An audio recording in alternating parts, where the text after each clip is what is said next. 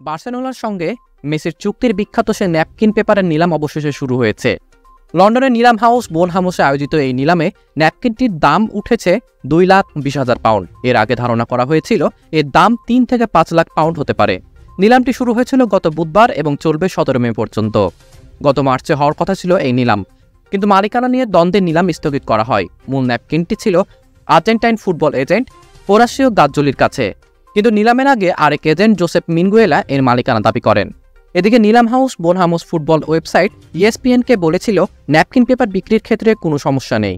তাদের ওয়েবসাইটে হোরাসিও গাজ্জোলির সম্পত্তি হিসেবে তালিকাভুক্ত করা আছে এটি। বিতর্কের সমাধান হওয়ার পর নিলামটি শুরু হয়। ন্যাপকিনটি 2000 সালে 13 বছর বয়সী লিওনেল মেসি বার্সেলোনার সাথে প্রথম চুক্তিতে স্বাক্ষর করার সময় ব্যবহার করেছিলেন। সে সময় বার্সেলোনা সভাপতি হুয়ান গাসপার্ত অবশ্য হরমোনজনিত সমস্যায় ভোগা 13 বছর বয়সী একটি ছেলের সঙ্গে চুক্তিতে যাওয়া ঝুঁকিপূর্ণ মনে করেছিলেন। এই ন্যাপকিনটি কেবল ঐতিহাসিক দিক থেকে গুরুত্বপূর্ণ নয়, বরং এটি ফুটবল বিশ্বের অন্যতম আইকনিক জিনিসপত্রে পরিণত হয়েছে।